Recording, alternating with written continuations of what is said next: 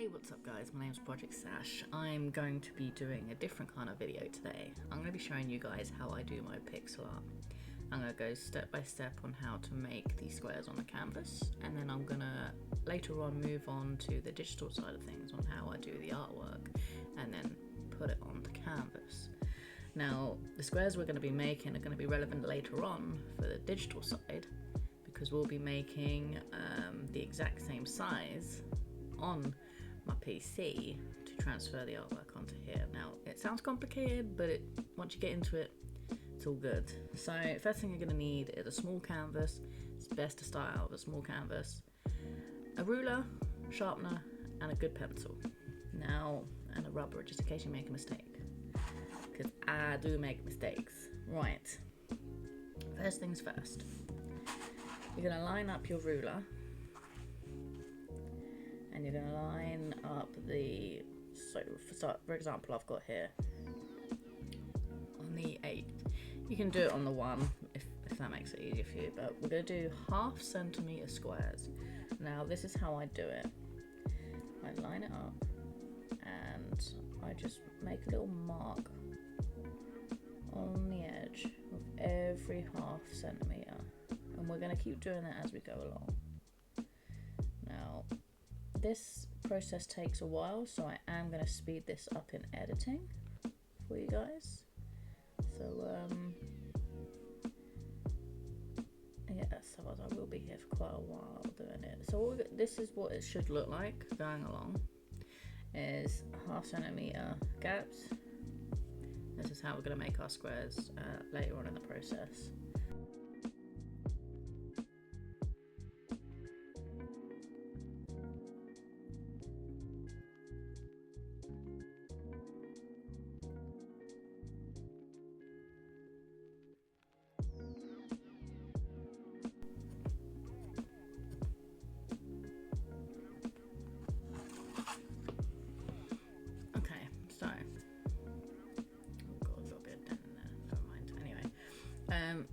So this is what it should look like all around the canvas. 1/2 centimeter gaps. Now, what we're going to do is, if I turn it this way around, we are going to line up each bit that we've marked. They should all be equal as well. And then you're going to get your ruler, get your pencil, and you're just going to match up to the other side of the canvas, like so.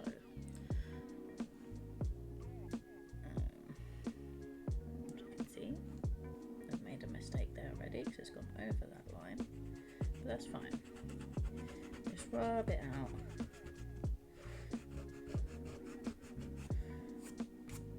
It doesn't matter too much because you're going to be painting over all this anyway.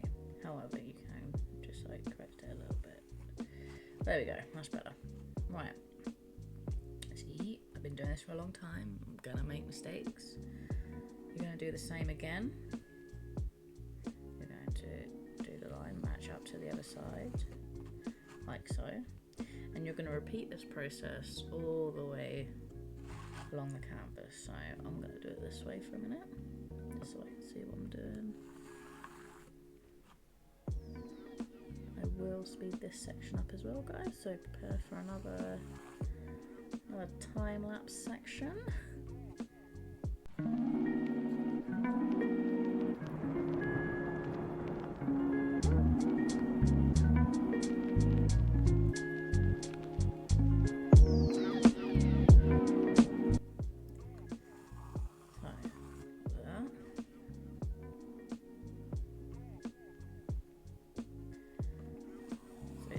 Following the process, and then you'll see your squares forming. They should relatively be the same size, as close as possible.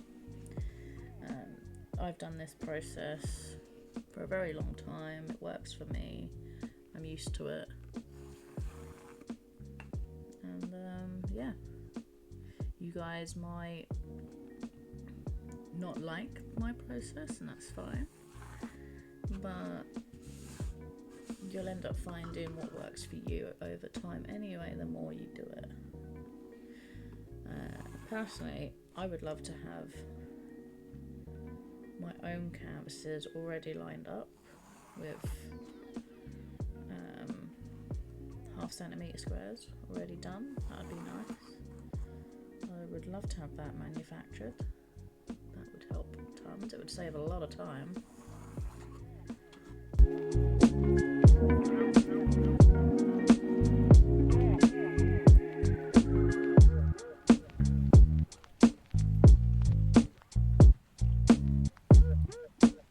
Right, now we should have 40 by 40 squares, but we shall see. Now how we do it is I'm going to be going from here to here, so you guys can see. I'm going to mark it, so I'm going to go 1, and then I'm going to count 2, 3, 4, 5, 6, 7, 8, 9, 10, 11, 12, 13, 14, 15. So that's what we're going to do, is every 5 centimetres you're going to put the number. So let's carry on. 16, 17, 18, 19, 20, 21, 22, 23, 24, 25, 26, 27, 28, 29, 30, 31, 32, 33, 34, 35, 36, 37, 38, 39. Oh, we got 39 squares on this one. So I did say we would have either one more or one less or equal to 40, 40. I think...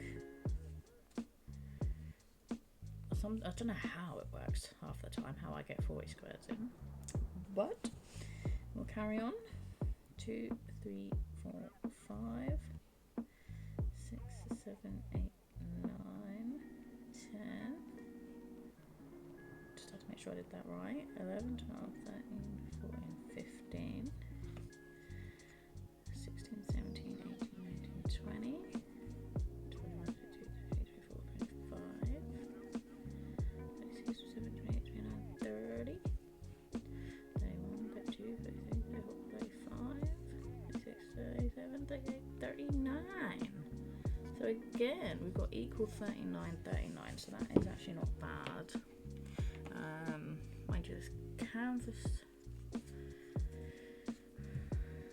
doesn't look particularly straight. Some of these can be really weird angles. I don't know if you guys are seeing that. It does look good. Anyway, right. What we are going to do now, guys, is I'm going to switch screen and I'm going to show you what I do on the digital version and how I do my artwork on there, so that you guys can use what you're creating on screen to use it as a guide for when you're painting. So I'm going to flip screens, so bear with me. So we are now on pixelart.com, which is where I do all my digital art pieces before I paint them onto canvas. So first things first, we're going to go to file and we're going to resize the canvas. We're going to put in the dimensions that we've got on our canvas, so that's 39 by 39, and it should look like this. So how I do it is I will search online for some either in-game screenshots, pixelate them, or you can use birdiestitching.com, which has all like the where people use stitch work to create some pixel art. Yeah, it's birdiestitching.com. And that's a good place to find some if you want to use that. What I'm going to do is they do have things on here that are ready for you, but then you can't really claim it as your own because these are made by other people, so I don't particularly use them. What we are going to do is I have an image on my screen. I don't think you guys are going to be able to see. Find an image on let me see if I can get one that I have from Birdie Stitching. Let's see, we got that one. So if I go on to them, add an image, browse my pictures, here we go. Right. Okay, so as you can see on here, this is from birdiestitching.com, and it tells you the dimensions of this piece is a 16 by 16. Now we've got a 39 by 39, so that's going to be quite small on this canvas. But you can find, you know, bigger ones on there as well. I've got various different ones. I've got ones that are for medium canvases and large canvases. But it doesn't matter if this is small or 16 by 16 because you can add background as well. Now how I get this image onto digital is I basically follow the keys along here so you guys can see. Now if I leave that about, what I do is I have that window open when I'm doing my artwork so I can make sure I'm doing it. So this will go onto there, and how you start doing that is, well, you start doing, get the black, make sure you turn it to black, and then you just start, say we do a long line here, and then you see how many there is there. So there's 2, 4, 6, 8, 9. There's 9 along there, so we will go, let's take that way. 1, 2, 3, 4, 5, 6, 7, 8, 9. And then how I do it after that is this bit's brown, and then there's more black here, so I do that. And then I keep looking at the image, and I go from there. Now, yes, you are technically copying a pattern, essentially, which is why you got to make it your own. So you got to customize it. I've always said that I've used Birdie Stitching to get my inspirations from because it's just the easiest way to do it. I can't find another way to do pixel art without having to use some sort of reference. So I always make sure I mention my references where I get them from. So as you can see, it's, you know, let me move that out of the way so you guys can see a bit better. You can see it starting to form, and then that's all you got to do is just follow this image onto your screen, color it in whatever color. You know, this is a gyroid or gyroid from Animal Crossing. This is one I'll make like a little scene with it in. Trees are hard to do, but you'll get the knack of that eventually. Best to just start off simple when you're doing something new. Again, I've been doing this since about 2016, 2017, so it's quite a while. I've done a lot of pixel art since then. But yeah, I hope this has made sense, guys. So you just copy the image onto there, mix it up a bit, make it your own, do a scene. This is why I like to try and add scenes to mine. I mean, what I'll do is I'll just take the image away for a minute. I will go onto my profile on here so you guys can see. Where is it? Here are all my pieces. Now this is a new one that I'm currently actually painting. I'm in the process of painting. I have it here. This is a big piece. So yeah, this was really hard to do. This is more intermediate stuff. Here's a small one where I did Chester from Animal Crossing. I always watermark my work now just to, you know, so people don't copy my exact thing that I've painted. But you've got to customize these things as well. So here's another example. The background is all customized, and once you do one of these, you can just right click and just copy it, and then just put in the correct colors for them. This is another one I like. This is one of my favorites that I made. Gotta love a shiny Warlord. What have we got? We got Shiny Alakazam, which I have done recently. This is on a medium-sized canvas, I believe. It's 10 by 12 panel canvas. This is a long piece. Now this is a custom Game Chasers piece that I did for them. I think, yeah, they have received it. They haven't done a Stuff People Sent Us video yet. but I know it's there. They have let me know that it's there. This is all customized. Again, I only paint one on one canvas, so I don't duplicate my work. The only times you'll be able to buy something I've painted originally is if I did prints. Now, I'm looking into doing prints, but I'm not sure yet. I mean, let me know guys if you want me to do prints. Here's another piece, close up with Diglett wearing a pumpkin, top of the pumpkin. This was a Halloween one I did last year. I actually got 3rd in the Halloween contest, which is amazing. Shiny Diglett. Again, a lot of these are small. This is an 8x8. I believe that was 40 by 40 or 41, but let me actually have a check. Edit drawing.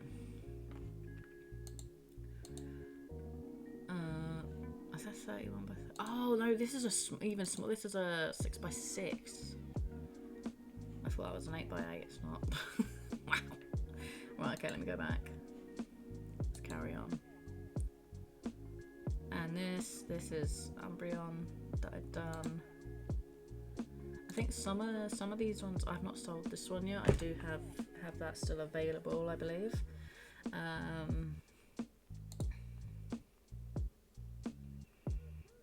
I don't have that one anymore. That is with someone. Yes. That person has actually got a few pieces of my artwork now. See, I've done so many. I've done a lot of 8x8s. So yeah, I would recommend looking on birdiestitching.com. I don't think I can show it on here without... Oh yeah, it does it. So this is what it would look like. And then you just go through and, you know, you can find all different sorts of things. A lot of this I use as inspiration to create my next pieces. But I try and integrate like my own originality to it and try and make it as custom as possible, with custom background and everything else like you've seen on my other works. This is a good piece. This is really good. Although I would like it if it was all in frame rather than just part of that. So I just keep looking. You got a Digimon one here. That's a nice one. Then I'll think, what would look good as the background? What could I add? So it's all about just experimenting, playing with things, and yeah. You guys might find your own way on how to get your ideas onto canvas. I like to use references. I've always said that I like to use Birdie Stitching because that's the best place to get my references from, and then I customize it as much as possible. So that is pretty much how I do my pixel art, guys. I am going to get rid of that now. So this is what your canvas should look like after you've done all the lines. Try and get it close as possible. Mark that at the bottom and on the side the numbers, so you know where you're going to be placing the colours essentially as well. Obviously when I sign my work I usually sign it in the corners, or sometimes I'll do it near the image. I will also put my Pixelvault studio here, and sometimes I will sign on the side or I will do it on the back.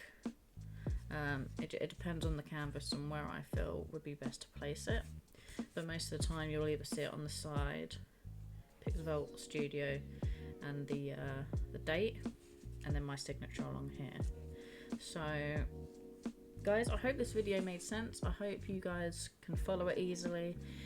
Again, it's going to take time to get used to if this is something new to you, or if you just wanted a different process. This was my process. I find it the easiest for me, but like I said, I don't know if there's any canvases out there that are already squared. If there are, then I'm definitely going to look into that because it would make life so much easier. But maybe it's something I can look into. If not, if they don't do them, if there are no squared canvases out there, then I might see how I can go about getting my own squared canvases made. I think that'd be pretty neat. And then maybe I could do some PYs, paint it yourself, PIY kits, paint it yourself ones. That it's all ideas, but yeah, I hope you guys enjoyed this video. It's a little lesson on how to line up your canvas to do pixel art. Hope you guys enjoyed. If you have any questions, let me know in the comments below. Be sure to hit that like button, it helps a lot. And yeah, subscribe if you're not already. And I guess I'll see you in the next video. So with that being said, enjoy. Let me know if you do any artwork. Send it in my Discord, all the links will be in the description below. And if not Discord, tag me on Instagram. Love to see it. Goodbye.